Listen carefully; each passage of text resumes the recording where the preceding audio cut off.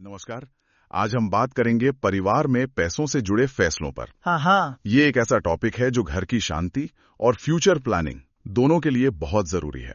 और हाँ, अगर आपको ऐसे ही जानकारी वाले टॉपिक्स पर चर्चा पसंद है तो हमारे चैनल को सब्सक्राइब जरूर करें, इस वीडियो को लाइक करें और अपने परिवार दोस्तों के साथ शेयर भी करें ताकि उन तक भी ये बातें पहुंचें।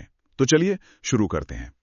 जब पति पत्नी मिलकर घर के फाइनेंशियल डिसीजंस लेते हैं तो इसका सबसे सीधा फायदा क्या दिखता है? मेरे ख्याल से जिम्मेदारी बढ़ जाती है ना? हाँ बिल्कुल, ये सबसे पहली बात है। इससे आप एक तरह से टीम वर्क समझ सकते हैं। टीम वर्क, हाँ। जब जिम्मेदारी बढ़ती है तो फैसले ज्यादा बैलेंस्ड होते हैं। मतलब ऐसा नहीं कि बस एक ही की सोच चले, पूरे परिवार की जरूरतें, सबका कंफर्ट, उसका ध्यान रखा जाता है। और ये बैलेंस शायद खर्च करने और बचाने की आदतों में भी दिखता होगा, क्योंकि अक्सर होता है ना, एक साथी थोड़ा खर्चीला होता है, दूसरा बचाने पे जोर देता है। हाँ, ये तो बहुत कॉमन है। तो जब दोनों मिलकर बात करते हैं, फैसले लेते हैं, तो इन आदतों के बीच एक, आप कह सकते हैं, हेल्दी बैलेंस बन पाता है। अच्छा। हो सकता है एक पार्टनर डेली एक्सपेंसेस का हिसाब रखे, जैसे राशन, बिल वगैरह, हाँ। और दूसरा शायद लॉन्ग टर्म सेविंग्स या इन्वेस्टमेंट्स पर फोकस करे। तो एक बीच का रास्ता निकल आता है। हाँ, ये बात सही है। और साथ में गोल्स तय करना, वो भी आसान हो जाता होगा। जैसे बच्चों की पढ़ाई के लिए सेविंग करनी है, या घर लेना है, या रिटायरमेंट की प्लानिंग। निश्चित रूप से। देखिए, जब दोनों की राय शामिल होती है तो लक्ष्य ज्यादा रियलिस्टिक लगते हैं। हाँ। और उन्हें अचीव करने का रास्ता भी ज्यादा साफ दिखता है। और एक और बात, मोटिवेशन बना रहता है। मोटिवेशन कैसे? क्योंकि तब वो लक्ष्य हमारा बन जाता है, सिर्फ मेरा या तुम्हारा नहीं रहता। हाँ। हम मिलके इसे पूरा करेंगे, ये वाली भावना आती है। अच्छा पॉइंट है। यहाँ एक और बात मेरे दिमाग में आ रही है, पैसों को लेकर झगड़े। ये तो बहुत होते हैं परिवारों में। क्या साथ मिलकर फैसले लेने से इसमें कुछ कमी आती है? बिल्कुल, ये एक बहुत बड़ा फायदा है। देखिए, जब फैसले मिलकर लिए जाते हैं और पैसों को लेकर ट्रांसपेरेंसी रहती है, मतलब खुलापन रहता है। हाँ, ट्रांसपेरेंसी। तो शक और गलतफहमियां, मिसअंडरस्टैंडिंग, इनकी गुंजाइश बहुत कम हो जाती है। अगर सिर्फ एक ही इंसान सारे निर्णय लेगा तो हो सकता है दूसरे के मन में सवाल उठें, जिससे फिर तनाव बढ़ता है। सही कहा। आपसी बातचीत से सम्मान भी बढ़ता है, सहयोग भी। जी हाँ। तो मतलब घर का माहौल बेहतर रहता है। अच्छा, और क्या इससे दोनों साथियों की फाइनेंशियल नॉलेज, मतलब आर्थिक समझ भी बढ़ती है? हाँ, ये भी एक बहुत अच्छा पॉइंट है।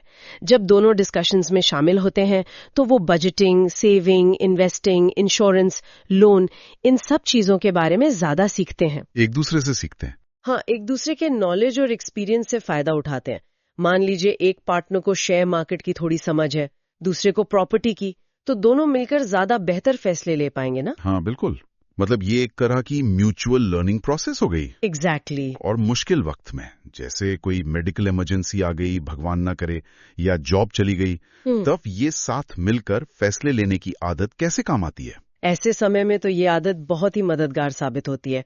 सोचिए, क्योंकि दोनों को घर की फाइनेंशियल सिचुएशन की पूरी जानकारी पहले से होती है। हाँ। तो वो घबराते कम है, मिलकर सिचुएशन को संभाल सकते हैं। दो लोग मिलकर सोचते हैं कि क्या करना है, एक दूसरे को इमोशनल सपोर्ट भी देते हैं। हाँ, वो सपोर्ट बहुत जरूरी है। और मुश्किल से निकलने के बेहतर रास्ते खोज पाते हैं।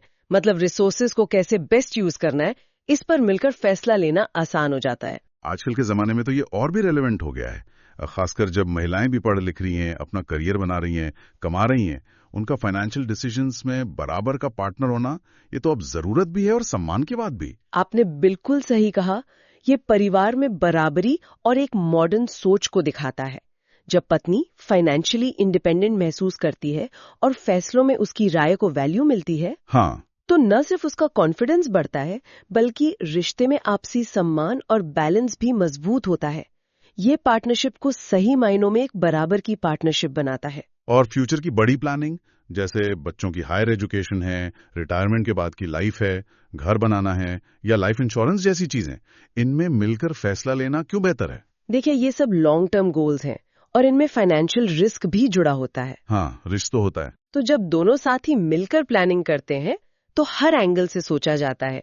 हो सकता है एक साथी थोड़ा रिस्क लेने को तैयार हो, दूसरा ज्यादा सेफ्टी चाहता हो। हाँ, ये होता है। तो साथ मिलकर वो एक ऐसा प्लान बना सकते हैं जो बैलेंस्ड हो, जिसमें रिस्क और सेफ्टी दोनों का ध्यान रखा गया हो। इससे फ्यूचर के लिए एक मजबूत फाइनेंशियल फाउंडेशन तैयार होती है। तो कुल मिलाकर ये सिर्फ हिसाब किताब या पैसे बचाने बढ़ाने की बात नहीं है, इसका असर तो कहीं ज्यादा गहरा है, पूरे परिवार के माहौल पर, रिश्तों पर। बिल्कुल, ये सीधे तौर पर पति पत्नी के बीच के रिश्ते, उनके आपसी विश्वास और समझ को अफेक्ट करता है। जब पैसों जैसे सेंसिटिव मामले पर दोनों खुलकर बात कर पाते हैं, साथ मिलकर फैसले लेते हैं, तो उनके बीच ट्रस्ट बढ़ता है। और वो ट्रस्ट ही तो सब कुछ है। हाँ, वही ट्रस्ट परिवार में स्टेबिलिटी लाता है, जिससे घर में खुशी और सहयोग का माहौल बनता है। ये फाइनेंशियल पार्टनरशिप से कहीं ज्यादा लाइफ पार्टनरशिप को मजबूत करने जैसा है। तो आज की इस बातचीत से ये तो साफ है कि परिवार के फाइनेंशियल डिसीजंस में पति और पत्नी दोनों का साथ होना, मिलकर चलना, ना सिर्फ घर की फाइनेंशियल हेल्थ के लिए अच्छा है, बल्कि आपसी रिश्तों में प्यार, सम्मान और सहयोग बढ़ाने के लिए भी बहुत जरूरी है। हाँ, ये उस नींव को मजबूत करता है जिस पर एक खुशहाल और स्टेबल परिवार खड़ा होता है।